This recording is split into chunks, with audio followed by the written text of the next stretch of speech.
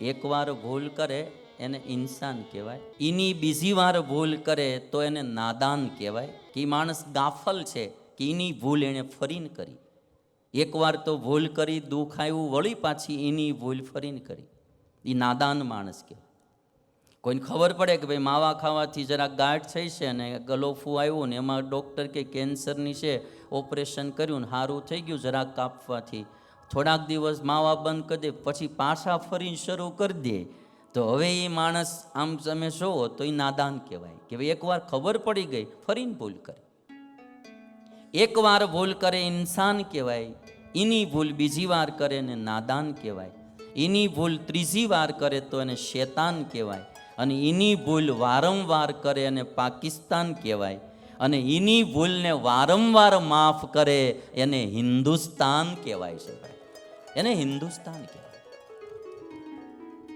ક્ષમાનો માર્ગ છે, બહુ જરૂરી માર્ગ છે, પણ અમુક અમુક નો સુધરે. અશ્વત્થામા નો સુધર્યો. અશ્વત્થામાને ખબર હતી કે પાંડવોનો વંશ જીવતો રહે એના માટે એક બાળક છે, અને એ અર્જુનના દીકરા અભિમન્યુ અને અભિમન્યુની પત્ની ઉત્તરા. ઉત્તરાના ગર્ભમાં ઉદરમાં એ બાળક છે. એ બાળકને જો હું મારી નાખું તો પાંડવોનો વંશ પણ નિર્વંશ જાય.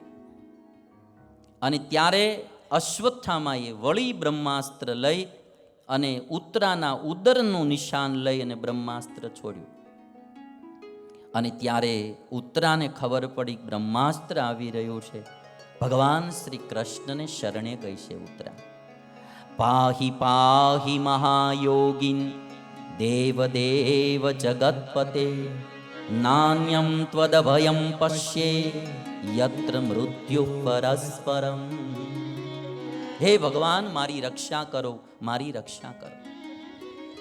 કૃષ્ણ ભગવાને ઉત્તરાના ગર્ભની રક્ષા કરી, અને ભગવાને જે ગર્ભની રક્ષા કરીને એ જે બાળક જન્મ્યું એનું નામ પરીક્ષિત પાડવામાં આવ્યું છે.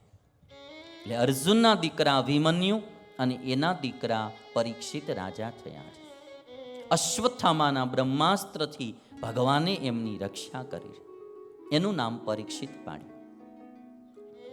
અને જ્યારે ભગવાન શ્રી કૃષ્ણ સ્વધામ જતા રહ્યા અને આ બાજુ દ્વાપર યુગ પૂર્ણ થયો અને કળયુગે પ્રવેશ કર્યો, જ્યાં હોય ત્યાં અપશુકનો થવા લાગ્યા પરીક્ષિત યુધિષ્ઠિર રાજાને. અને ત્યારે યુધિષ્ઠિર રાજાએ એવું કહ્યું ભીમને, ભીમ, ઉલ્કાપાત થાય છે, ભૂકંપ આવે છે, રોગ વધી રહ્યા છે, મારી ડાબી આંખ ફરકે છે, કૂતરાઓ નિર્ભય થઈને મારી સામો જુએ છે, જરૂર કોઈ અઘટિત ઘટના ઘટી હોવી જોઈએ. અને એ જ સમયે દ્વારકાથી અર્જુન આવે છે અને કહે છે કે ભગવાન શ્રી કૃષ્ણ સ્વધામ જતા રહ્યા. આ બાજુ યુધિષ્ઠિરે હવે નક્કી કર્યું ભગવાન ગયા એટલે હવે કળયુગ આવશે. દ્વાપર યુગ પૂર્ણ થયો, કળયુગે પ્રવેશ કર્યો. ત્યારે યુધિષ્ઠિર રાજાએ હસ્તિનાપુરની ગાદી પરીક્ષિત રાજાને સોંપી દીધી છે. પરીક્ષિત રાજાનો રાજ્યાભિષેક કરી યુધિષ્ઠિર આદિ બધા ભાઈઓ હિમાલયમાં ભજન કરવા જતા રહ્યા. આ બાજુ પરીક્ષિત રાજા દિગ્વિજય કરવા માટે નીકળેલા. જ્યાં જાય ત્યાં બધે પાંડવોનો યશ સાંભળે છે. પાંડવોને ભગવાન કૃષ્ણમાં પ્રીતિ હતી એની વાતો સાંભળે છે. પરીક્ષિત રાજાના જીવનમાં ભગવાનમાં પ્રીતિ વધવા લાગી કે અમારા પૂર્વજો કેવા ભગવાનમાં હેતવાળા હતા, અમારા પૂર્વજોને કૃષ્ણમાં કેવી પ્રીતિ હતી, કૃષ્ણને પણ અમારા પૂર્વજોમાં કેવી પ્રીતિ હતી. બાપ દાદાઓએ સારું કાર્ય કર્યું હોય ને એની પ્રેરણાઓ એના સંતાનોને મળતી હોય છે. પરીક્ષિત રાજાની પ્રીતિ વધવા લાગી ભગવાનમાં. એમાં એક દિવસ પોતે પોતાની છાવણીમાં બેઠા હતા. દૂર એક ગાય અને બળદ ઊભા હતા, અને એક રાજવેશધારી પુરુષ એ ગાય બળદને મારતો હતો. એટલે પરીક્ષિત રાજાએ ધનુષ ઉપર બાણ ચડાવ્યું રાજવેશધારી પુરુષને મારવા માટે. ગાય બળદને આશ્વાસન આપ્યું કે તમે મૂંઝાશો નહીં.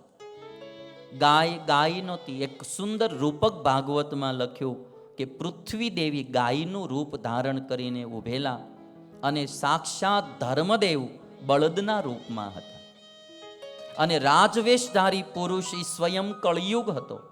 કળિયુગમાં ધર્મનો નાશ થશે એટલે પૃથ્વી પીડાશે.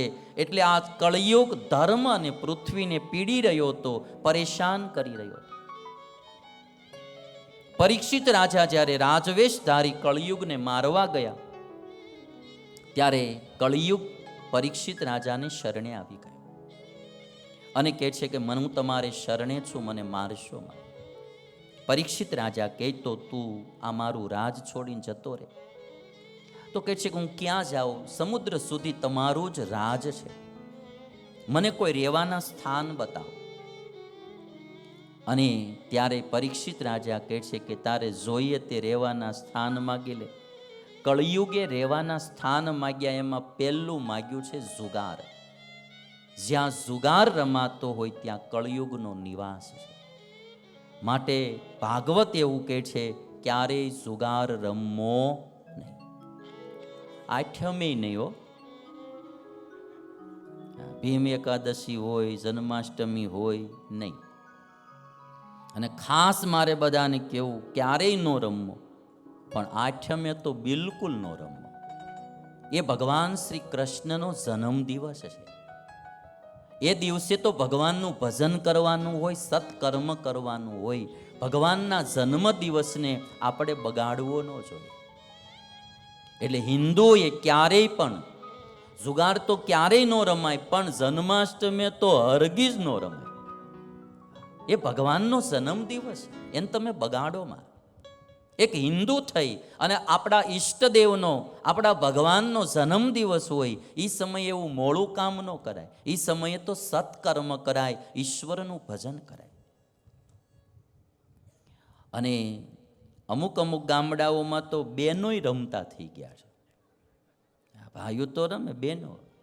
હું એક ગામડામાં કથા કરતો હતો, મેં કીધું ભાઈઓએ જુગાર ન રમવો. કથા પૂરી થઈ, મન કે નકરું અમને ભાઈઓને કયો છો, થોડુંક બાઈઓને કયો. મેં કીધું હું? મને કે એ જુગાર રમેશ. એ કે જન્માષ્ટમી જાય ને પછી અઠવાડિયું અમારે કઠોળના શાક ખાવા પડે છે કે. મેં કીધું કેમ? મને કે શાકભાજી લેવા પૈસા દીધા હોય, જુગારમાં હારી ગયું હોય ને, ચૂકવણું કરતું હોય કે. એટલે જન્માષ્ટમીએ કે કોઈ પણ દિવસે જુગાર ન રમવો, સટ્ટામાંય ન જાવું. એમાં કોઈ બે પાંદડે ક્યારેય થયા નથી.